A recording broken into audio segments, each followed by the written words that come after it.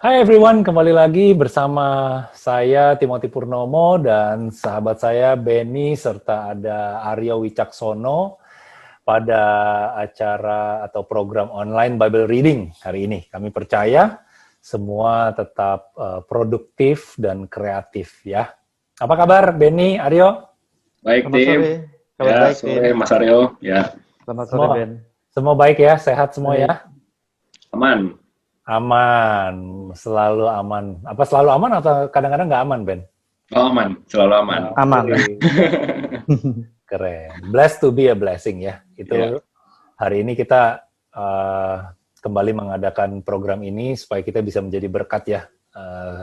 Apa yang udah kita alami bersama Tuhan, kita berjalan bersama Tuhan Yesus, apa yang kita alami kita bisa bagiin dan jadi berkat buat orang yang mendengar ya. Oke, sore hari ini atau kita rekaman nih sore hari, jadi saya bilang sore hari deh gitu ya. Kita mau kasih tahu juga kepada seluruh sahabat-sahabat yang mendengarkan program ini, why do we do what we do? Ya, jadi kita recalibrate supaya kita ingat, kita selalu ingat. Jadi apa yang kita lakukan ini pertama kali pada saat PSBB yang pertama ya, pada saat PSBB yang pertama,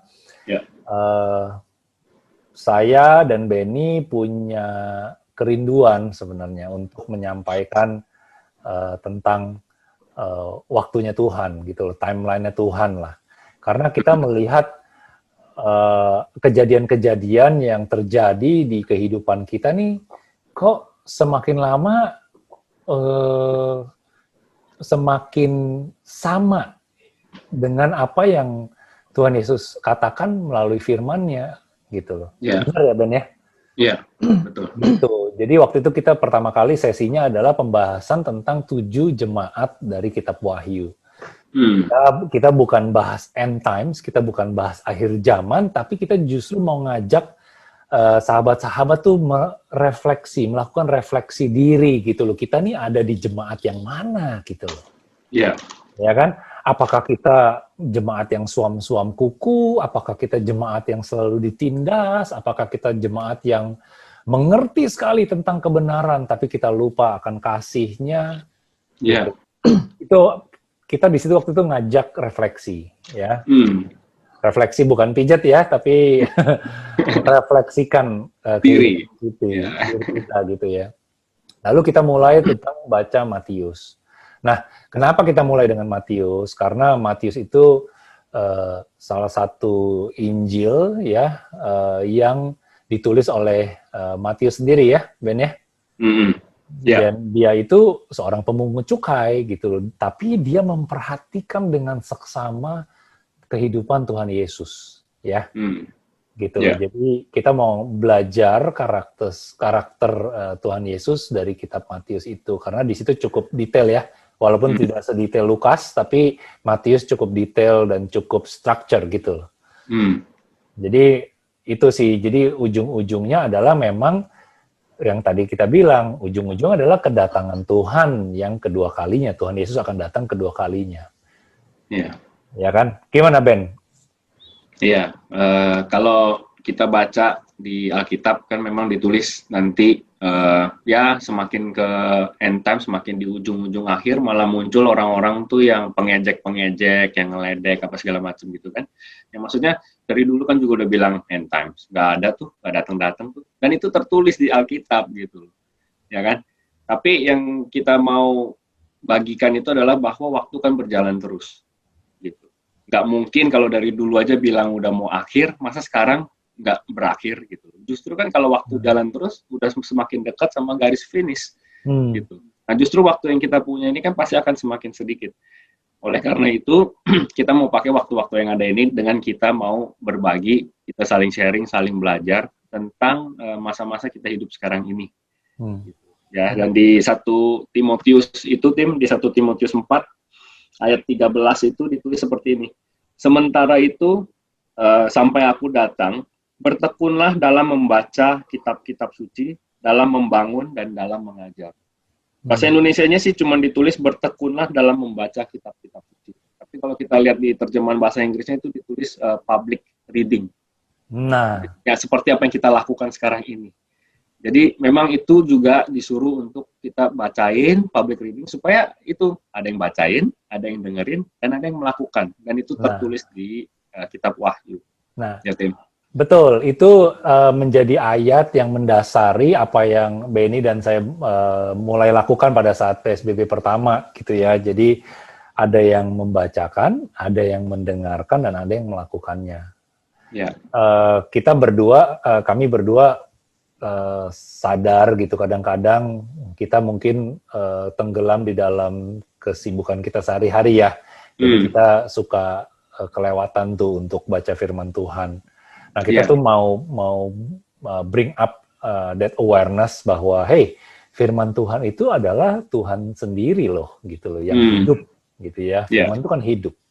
Dan di dalam firman Tuhan tuh banyak sekali catatan kejadian yang akan terjadi, yang sedang terjadi, dan yang sudah terjadi. Yang sudah terjadi, yang sedang terjadi, dan yang akan terjadi. Gitu loh. Jadi itulah sebabnya pembacaan firman Tuhan kita atau online Bible reading kita sebisa mungkin kita ini mau ngajak sahabat-sahabat yang mendengar ini supaya aware gitu loh dengan apa yang terjadi di sekeliling kita. Gitu loh. Ya Ben ya? Iya, dan seperti puji Tuhan ya, Mas Aryo kan juga udah join jadinya di sini. Gitu loh. Jadi akan ada makin banyak orang lagi yang akhirnya mendengar, akhirnya juga ikutan. Ya, kita baca bareng, kita tanya bareng, nggak ngerti kita cari tahu bareng. Jadi at least kita melakukan, instead of kita tidak melakukan apa-apa. Ya, dan ini semua kita lakukan free. Kita ajak justru sahabat-sahabat atau teman-teman yang menyaksikan ini, yang mendengarkan ini, kita ajak ini semua tanpa ada pungutan bayaran apapun juga. Yang penting kita sama-sama punya komitmen, gitu. Ya, Gitu. Nah, setiap sesi saya selalu bertanya juga kepada Benny tentang ada satu account yang Benny create, yaitu apa maksudnya sih account di Instagram. Nah, itu adalah apa yang Benny dapatkan lah ya selama ini, apa yang Roh Kudus taruh di dalam pikirannya Benny, dalam hati Benny itu tentang end times ya Ben ya, yang tentang timeline-nya Tuhan lah, yang ujungnya ya akan tentang kedatangan Tuhan Yesus yang kedua kali. Nah, itu ceritain dikit Ben, supaya teman-teman yang baru dengar juga bisa ngerti. Iya, jadi basically ada account di Instagram, itu apa maksudnya sih ya, pakai H sih gitu. Di situ setiap ada berita yang berhubungan secara alkitabiah tentang timeline Tuhan, biasanya pasti saya pasang highlight di situ. Ya, saya pasang, saya highlight, dan kalau ada firman Tuhan yang langsung ada urusannya dengan berita itu, saya taruh potongan-potongan firman di situ, sekaligus kita bahas di situ. Jadi supaya kita benar-benar melihat apa yang sedang terjadi, supaya apa yang kita baca di Alkitab itu dengan kehidupan sehari-hari kita ini bukan dua hal yang terpisah, tetapi apa yang Tuhan tuliskan itu sangat applicable di dalam hidup kita, ya, bukan hanya hidup sehari-hari, tetapi juga di waktunya Tuhan. Ya, makanya Tuhan kan bilang, yang kita lihat zaman kita bisa lihat langit udah mau mendung, mau hujan, tapi kita nggak tahu arti zaman. Jadi artinya dua-duanya itu kita harus bisa melihat gitu. Nah, tapi kalau untuk apa yang saya taruh di account tersebut, kalian teman-teman bisa lihat aja setiap hari, karena setiap hari selalu diupdate. Gitu. Mungkin tim, gue mau lempar ke Mas Aryo sedikit gitu loh, tentang akhir zaman ini gitu. Mungkin pernah nggak sih terpikir gitu tentang akhir zaman atau timeline deh gitu, kita hidup nih di timeline apa sih gitu, pernah nggak Mas Aryo? Pernah Ben, pernah. Apa? Lalu apakah muncul pertanyaan atau pertanyaan yang simpel aja, pasti kita mengira-ngira berapa lama lagi waktu yang saya miliki, atau berapa lama lagi waktu yang keluarga saya miliki, ya, istri saya, anak-anak saya. Apakah saya apakah saya punya waktu untuk melihat anak dari anak saya, katakanlah gitu. Hmm. Or even apakah saya can I make it like can I reach my 50? Dapatkah saya Yeah. menikmati usia 50 saya? Can I reach my 60? Yeah. Can I watch my Yeah. my daughter getting married? Can I seperti itu? Kalau yang spontaneously dalam benak saya seperti itu. Terus saya juga yang kedua saya berpikir can I reach my purpose? Ya. Apakah saya Tujuannya. bisa ada di zaman keemasan versi saya seperti itu? Amin. Ya. Apa ujung dari semua ini? Nah, kira-kira Ya. simply-nya seperti itu, Ben. Makasih. Iya, gitu. Nah, itu pertanyaan-pertanyaan yang pasti muncul dari setiap kita, gitu. Pada saat kita nggak punya pengetahuan dan gambaran jelas tentang rencana Tuhan itu apa, ya kan? Tapi pertanyaan seperti itu bisa langsung dijawab aja kalau kita punya eternal perspektif yang kekal. Gitu. Kalau kita istilahnya gini, kita ini kan sudah menang, lebih dari seorang pemenang, kayak yang Tuhan bilang, ya kan? Jadi keselamatan itu sudah kita dapat. Kita punya kehidupan yang eternal, kekal. Jadi ya kalau untuk menjawab pertanyaan apakah bisa hidup sampai 50, 60, 70 itu semua kan haknya Tuhan. Tetapi yang satu yang dijanjikan sebenarnya kan kita tidak pernah mati. Kalau kita baca di Alkitab itu orang yang mati pun ditulis seperti tidur aja kan.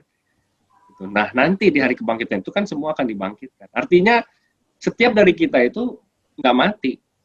Gitu. Eternal perspektif. Pada saat kita punya eternal perspektif itu, kita akan mengusahakan kehidupan kita sehari demi sehari aja, yang penting kita lakukan dengan terbaiknya kita.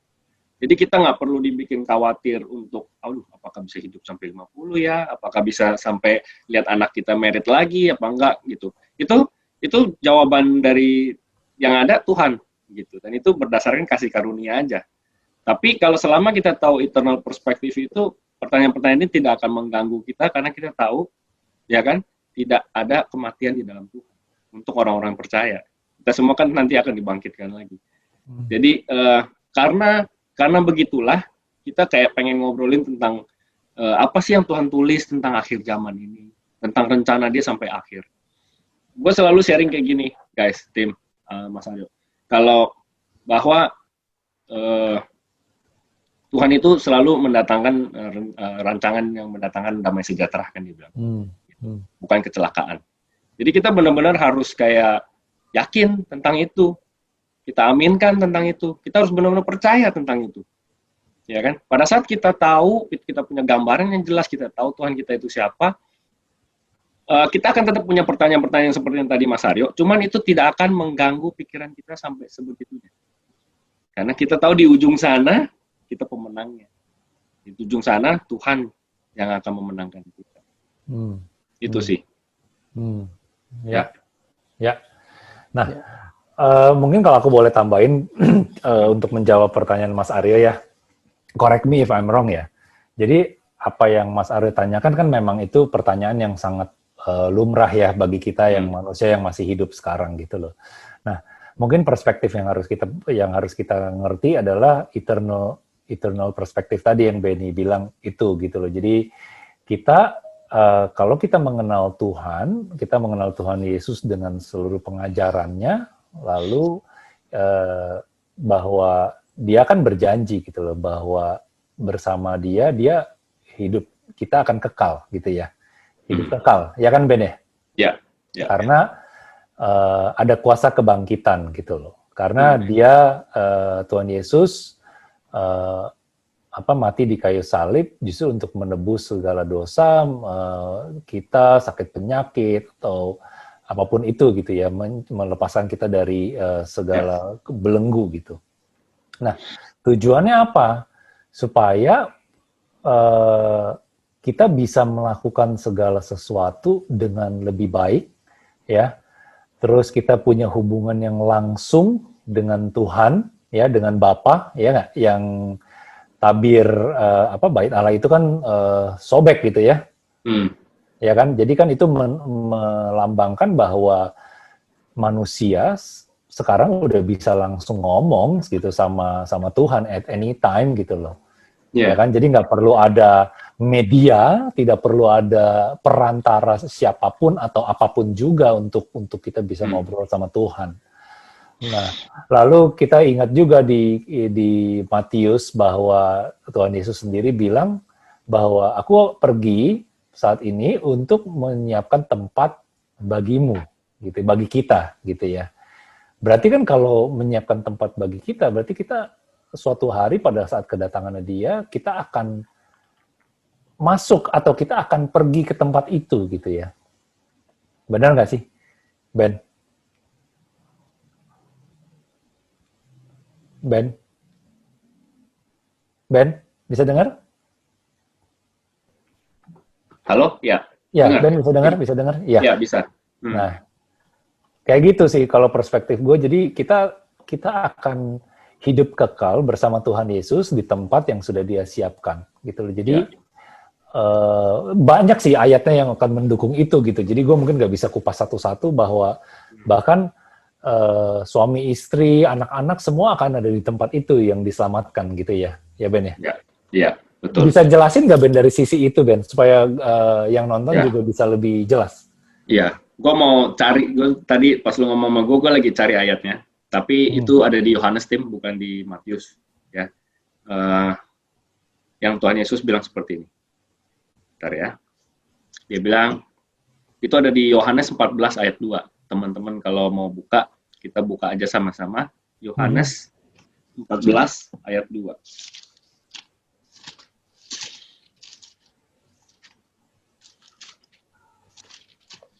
Udah ketemu?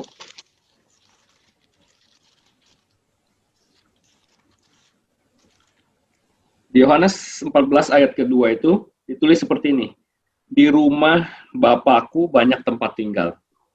Jika tidak demikian, tentu aku mengatakannya kepadamu. Ini kan Tuhan Yesus yang ngomong sendiri ya. Ya. Sebab aku pergi ke situ untuk menyediakan tempat bagimu. Iya. Jadi Tuhan yang pergi ke sana menyediakan tempat untuk kita. Ya, bukan sebaliknya, bukan kita yang di sini menyiapkan tempat supaya Tuhan ke sini lagi. Ya. Dan apabila aku telah pergi ke situ dan telah menyediakan tempat bagimu, aku akan datang kembali. Itu kan janjinya Dia. Aku akan datang kembali dan membawa kamu ke tempatku. Ya, supaya di tempat di mana aku berada, di mana Yesus berada, kamu pun berada. Kita pun berada di situ. Ya. Itu ayat yang tadi yang Timothy katakan. Ya. Nah, gue mau nyambung dikit Tim dari yang ini, bahwa kabar baik itu bukan cuman Tuhan Yesus datang, bukan Tuhan Yesus mati buat kita, disalib, bangkit, nggak berhenti sampai di situ. Tetapi sebenarnya kabar baik itu Tuhan akan datang lagi, ya kan? Dan kita akan hidup bersama Dia nantinya.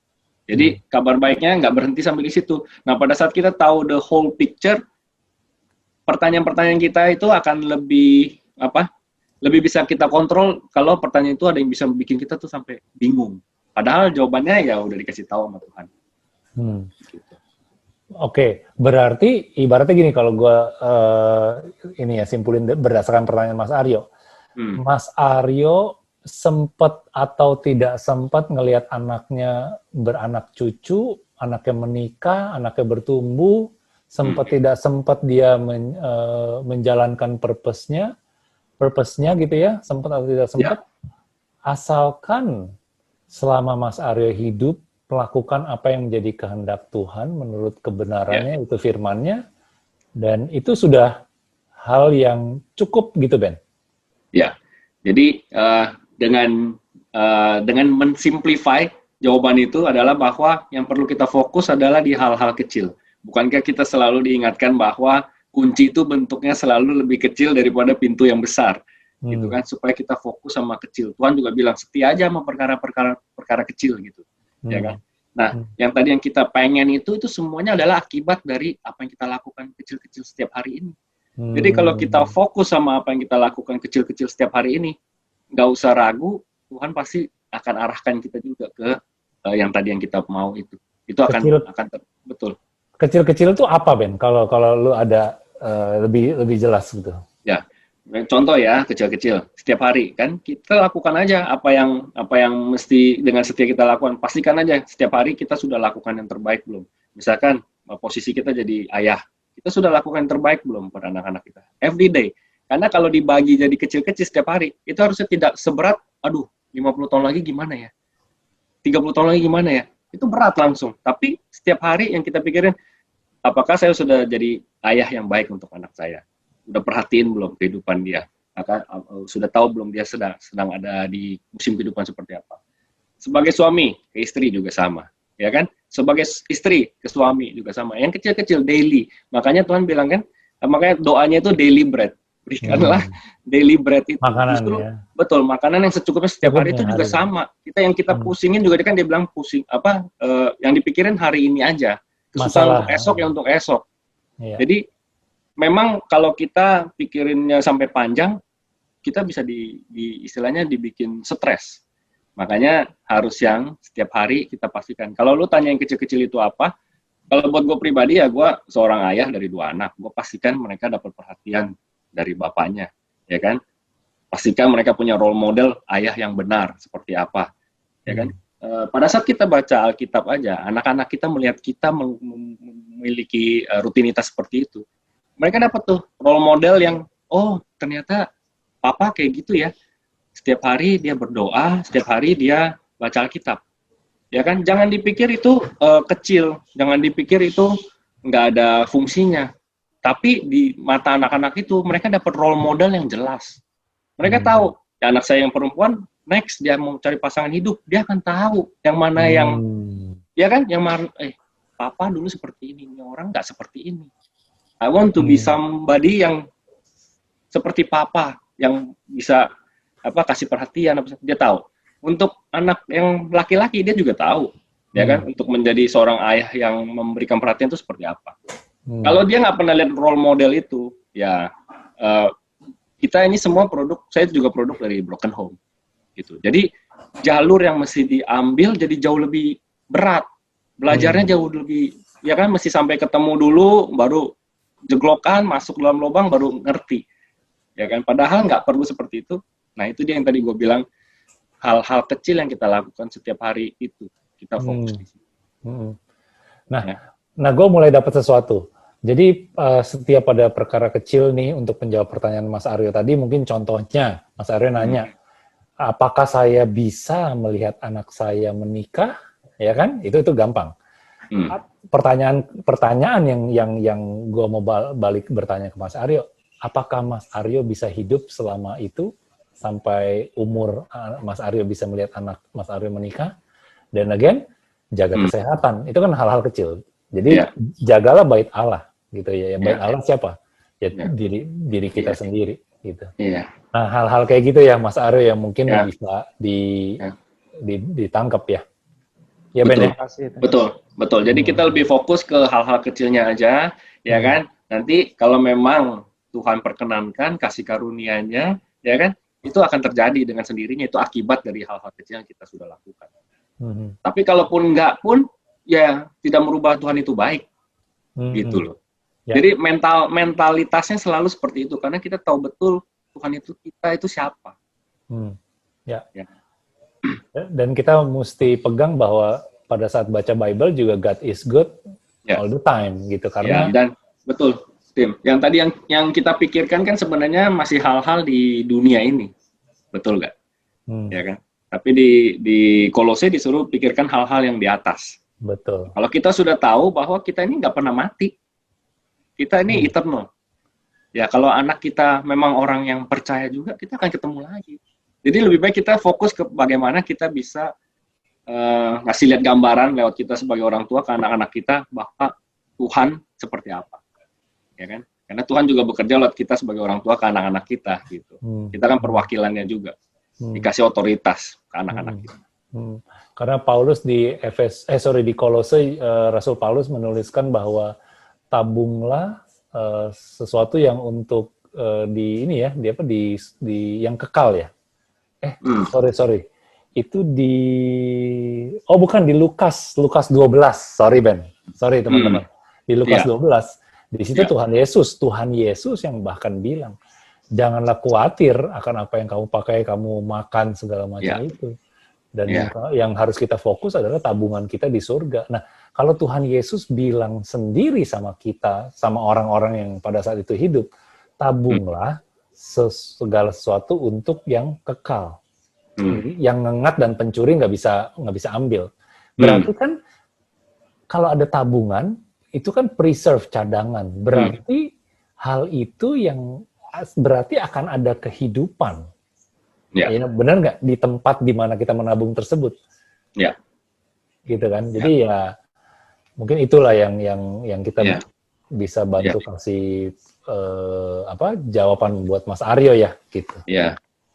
Tapi basically dari cara kita berpikir tentang end times, tadi kan kita awalnya kan sebenarnya bertanya apa sih yang pernah kepikiran pertanyaan end times. Nah itu tuh langsung bisa bawa sampai kemana-mana, sampai ke apa yang harus kita lakukan di kehidupan kita sehari-hari ini. Karena kita kan juga eternal perspektif, lihatnya kan sampai ke ujung juga. Ujungnya, ini Tuhan Yesus bilang ujungnya seperti ini. And then kita tinggal kalibrasi kehidupan kita yang sekarang ini untuk mencapai tujuan itu. Betul. Ya. Gimana Mas Aryo? Cukup jelas, terima kasih. Cukup memperjelas vision saya untuk menyingkapinya. Iya. Tapi memang Mas Aryo, saya juga banyak pertanyaan sih tentang akhir zaman ini. Gitu. Dari dulu memang seperti itu. Tapi memang kita harus terus, istilahnya apa ya, terus mencari tahu. Terus belajar. Terus baca. Iya. Apalagi kalau kita udah mulai bicara tentang rapture, tentang tribulation, ya kan, tentang ayasi. Nah, ini yang menarik ya, yang menarik dengan kehidupan kita sekarang tuh menurut gua adalah tentang sosok yang disebut antikris atau antichrist. Nah, ini kita apa yang Tuhan Yesus selalu bilang watch and pray, itu kita benar-benar harus kita literally kita lakukan. Watch-nya apa? Kita bukan hanya berjaga-jaga untuk diri kita sendiri. Ya, kalau kita hanya berjaga-jaga untuk diri kita sendiri, kita akan jadi orang yang selfish. Tapi watch itu adalah kita juga memperhatikan sekeliling kita. Sehingga kita tahu gitu gimana kita ngajak istri kita ngajak suami kita ngajak anak-anak kita, keluarga kita untuk hey, dunia ini sudah masuk ke fase ini. Yang sedang terjadi adalah ini. Ya kita remind mereka. Mereka suka nggak suka, seneng nggak seneng, mau dengar atau enggak, ngerti atau enggak, kita ingatkan. Ya kan, kalau mereka aware atau mereka justru pengen tahu, mereka akan bertanya balik. Dan kita percaya satu orang diselamatkan, maka seisi rumah akan diselamatkan. Oleh sebab itu, watch and pray itu benar-benar kita mesti lihat sih gitu loh. Kenapa hubungannya apa sih gue ngomong ini dengan antichrist tersebut gitu loh. Ya di dunia ini seperti kita tahu ya Ben, kita pernah bahas bahwa banyak orang-orang yang nantinya akan mengaku bahwa dia ini sebagai the hero gitu ya. The one. Gitu loh. Betul. Ya, makanya kita mau tahu gitu loh, apa kata Tuhan tentang ini. Bukan kata dunia, bukan kata manusia sekitar kita. Nah, cara taunya cuma nggak ada cara lain, baca firman Tuhan. Nah, ada hal yang menarik tentang orang yang, atau situasi, atau tokoh, atau sosok yang nantinya akan seperti sang penyelamat ini. Nah, yang kita mungkin yang gue sama Benny sering bahas ya Benny, bahwa good is evil and evil is good. Ya itu ya Benny perkataannya ya. Ya itu arah-arahnya semakin ke sini. Yang tidak benar jadi benar, yang benar jadi tidak benar. Memang arah-arahnya ke sini. Tapi Tuhan bilang celakalah buat orang-orang yang menyebut benar tidak benar. Menyebut tidak benar itu benar gitu loh. Jadi kita jangan sampai jadi orang-orang yang seperti itu, karena Tuhan sudah kasih peringatannya, ya kan? Nah, how do we know yang mana yang benar, mana yang enggak? Ya stay close, baca terus firman-Nya, gitu. Nggak ada cara lain. Iya. Nah, mungkin karena kita udah ngomong baca terus firman-Nya, kita lanjutin yuk ke Kisah Para Rasul 11. Nah, siap. Mas Aryo baca ya. Oke. Kisah Para Rasul 11. Kita udah spend waktu berapa lama nih di depan? 15 menit lagi kita selesai. Oke. Sebentar. Kisah Para Rasul 11, yes.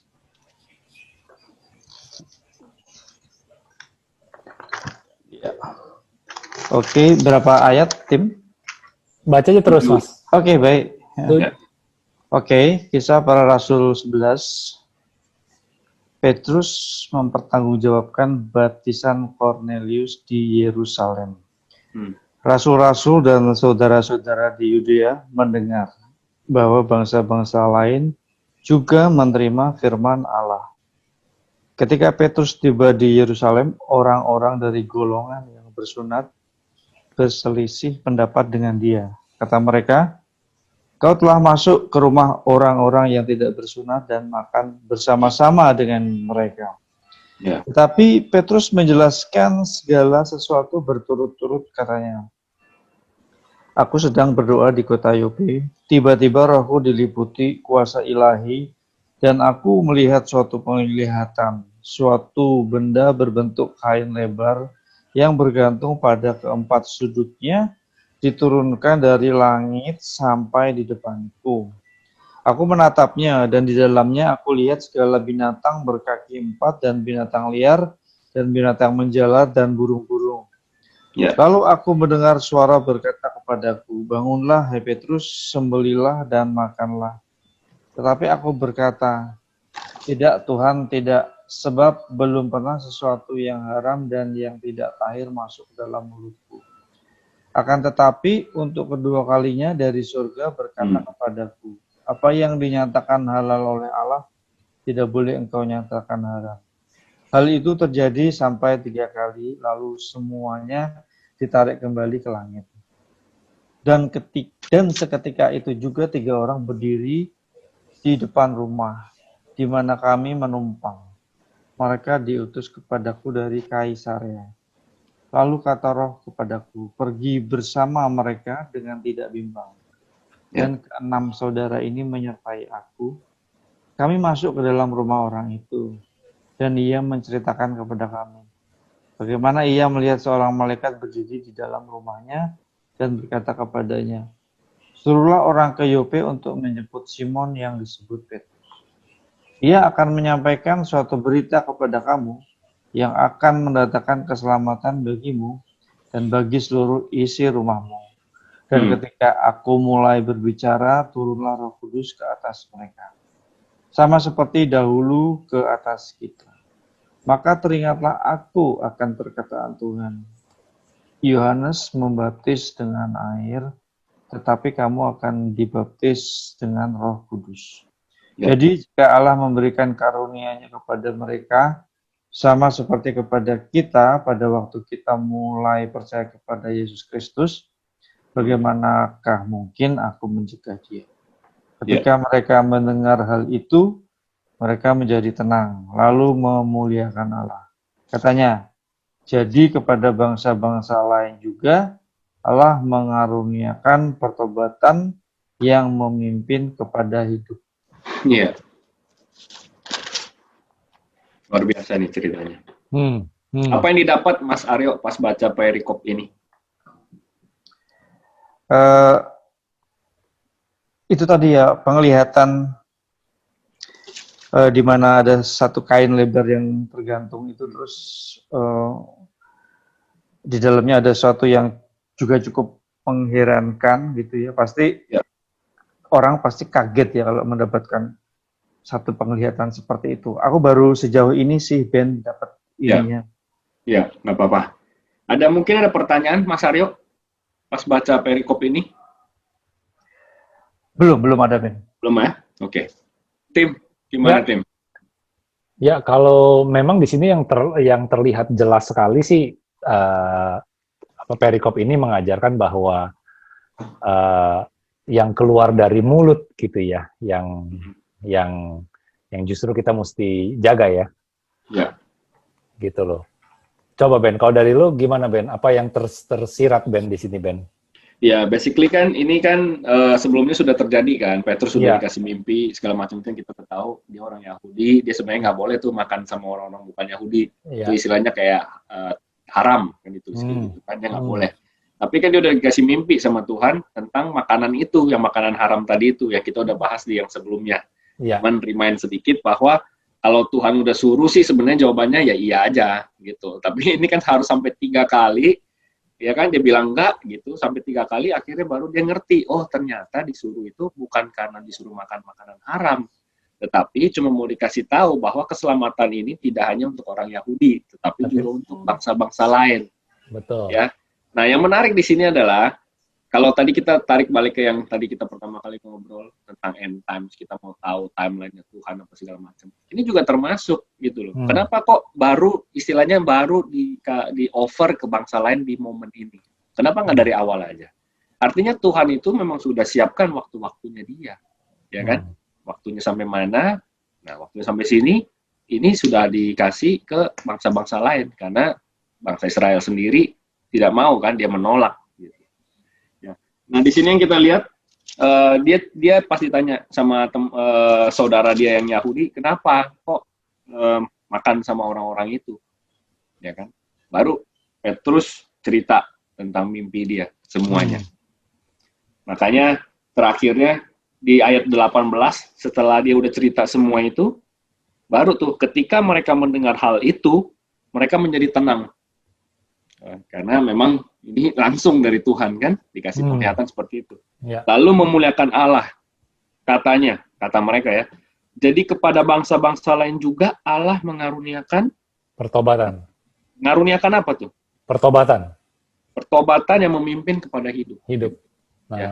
Mas Dia Aryo, nggak cuma bilang mengaruniakan keselamatan, tapi dia bilang mengaruniakan pertobatan yang memimpin kepada hidup. eternal. Ya, eternal life, tapi itu harus bertobat. Bertobat Betul. artinya apa? Yaitu U-turn. Udah tahu kita lakuin yang salah, udah jangan ke sana lagi, putar balik. Ya kan? Udah jauh dari Tuhan, udah jangan maju lagi untuk semakin menjauh dari Tuhan, putar balik, mendekat sama Tuhan. Basically sebenarnya kan pertobatan itu, ya kan? Gitu. Arahnya semakin ke Tuhan atau arahnya semakin jauh dari Tuhan. Masing-masing kita tahu. Ya kan, yang punya Roh Kudus, yang percaya, masing-masing kita tahu ini kita semakin menjauh pas semakin mendekat. Ya. Makanya di ayat yang kita pernah baca tim di Matius 3 ayat 8 itu isinya seperti ini. Jadi hasilkanlah buah yang sesuai dengan pertobatan. Ya. Nah itu melengkapi lagi kalau kita baca Bible karena kita sebelumnya udah baca di Matius dibilang hasilkanlah buah yang sesuai pertobatan. Berarti kalau bertobat pasti ada buah yang dihasilkan, ya nggak? Sedangkan di sini ditulis mengaruniakan pertobatan yang memimpin kepada hidup. Kalau kita mau hidup, kita bertobat. Terus kita cari tahu bertobat itu sebenarnya apa? Oke, jangan jauh dari Tuhan, mendekat sama Tuhan. Udah tahu salah, jangan dilanjutin lagi yang salah, kita tukar sama lakukan yang benar di mata Tuhan. Basically itu tim. Nah. Ngomong-ngomong tentang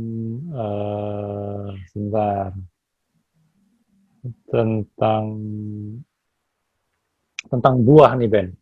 Ini juga di Kolose ditulis kembali tuh di Kolose 1 ayat 9 sampai 10.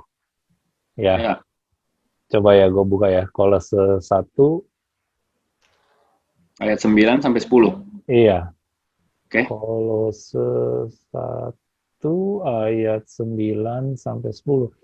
Sebab itu sejak waktu kami mendengarnya, kami tiada berhenti-henti berdoa untuk kamu. Kami meminta supaya kamu menerima segala hikmat dan pengertian yang benar untuk mengetahui kehendak Tuhan yang sempurna.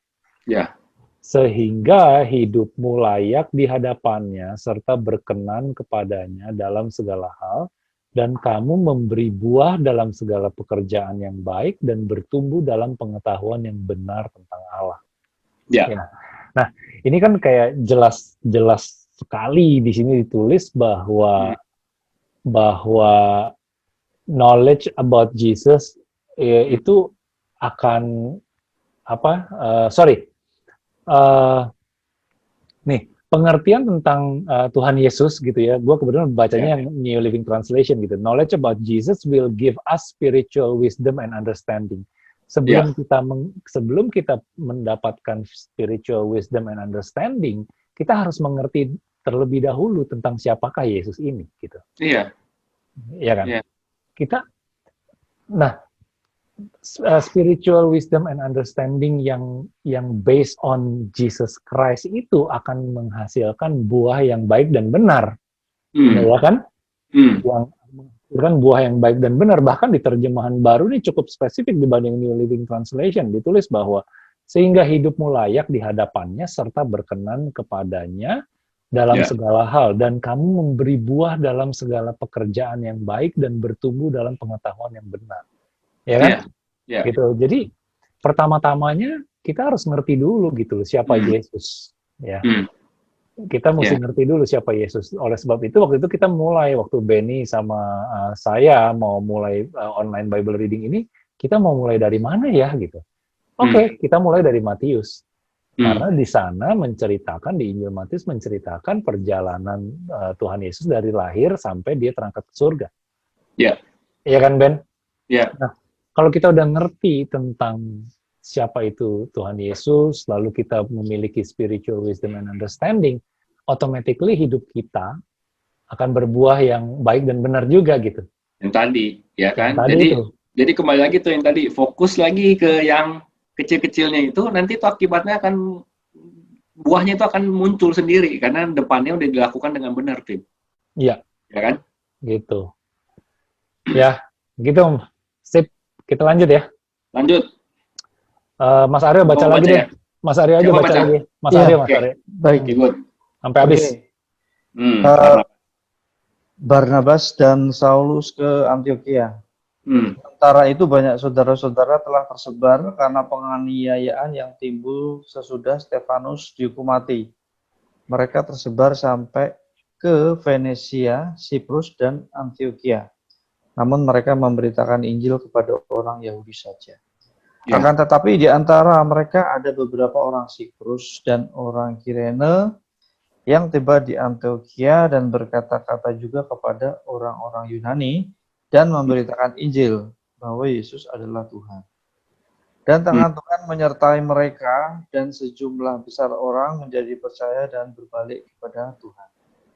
Maka sampailah kabar tentang mereka itu kepada jemaat di Yerusalem. Lalu jemaat itu mengutus Barnabas ke Antioquia.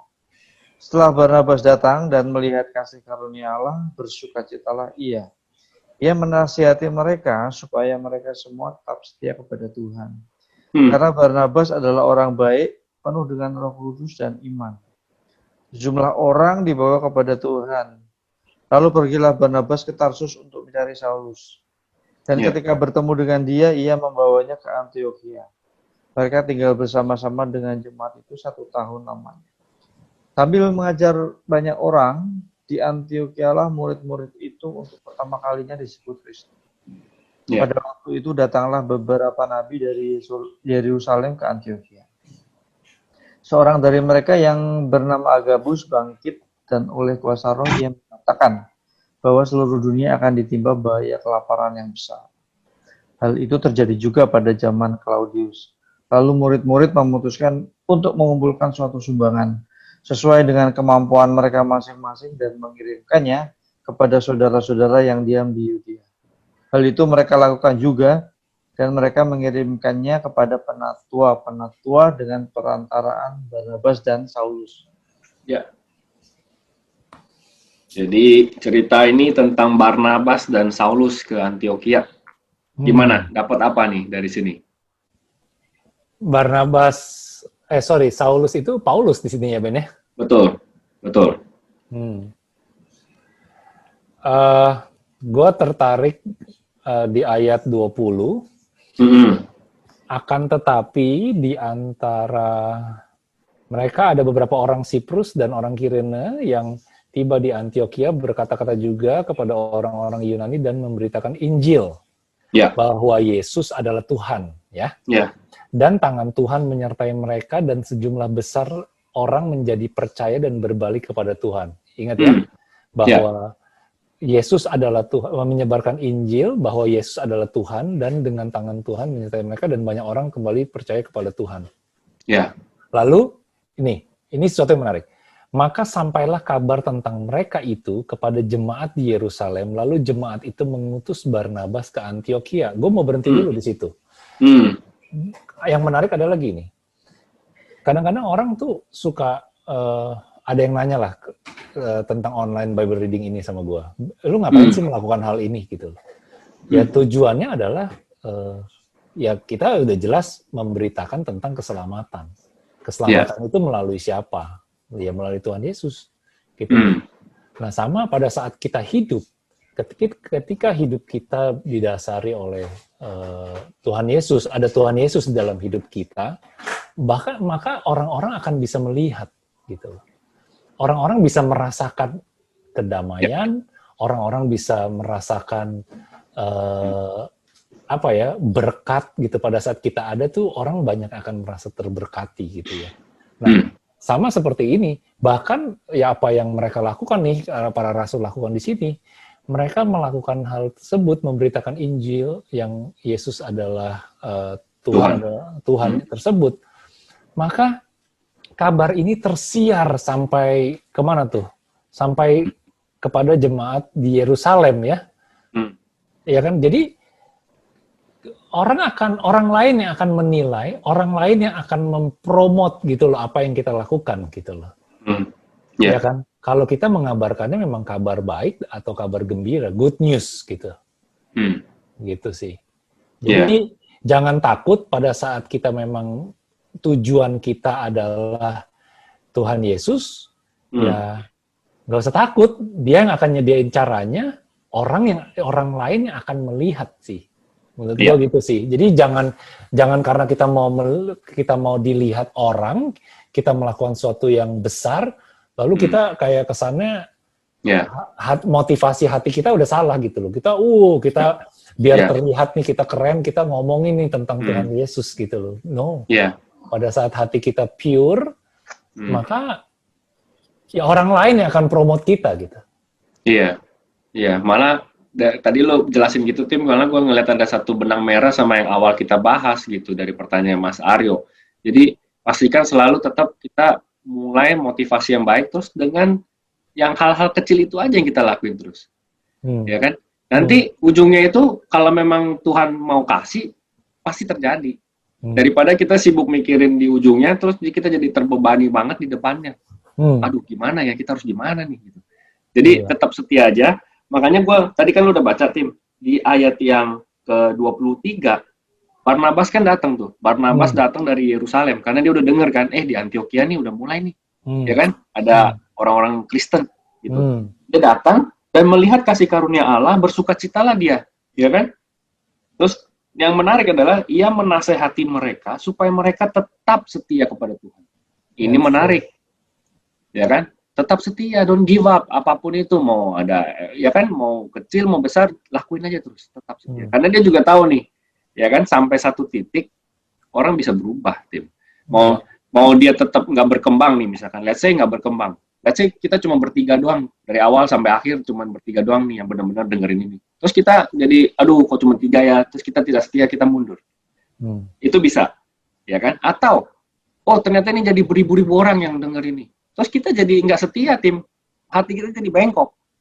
Wah, udah mulai rame nih. Kita bikin apa. Jadi makanya dia harus bilang, ya kan? Menasihati mereka supaya mereka semua tetap setia kepada Tuhan. Penting. Itu di-highlight di situ. Ya. Terus cerita lainnya ya sudah, dia pergi ke Tarsus untuk cari Saulus. Ya kan? Habis itu baru tuh lanjut lagi. Nah, yang menarik adalah Yerusalem yang tadinya berkembang, nanti pengikut Kristen yang makin besar itu ternyata di Antiokhia. Gitu. Antiokhia yang jadi kayak makin berkembang lagi di situ. Oke. Sip. Mungkin sesi ini kita sudahi dulu ya. Kita berakhir di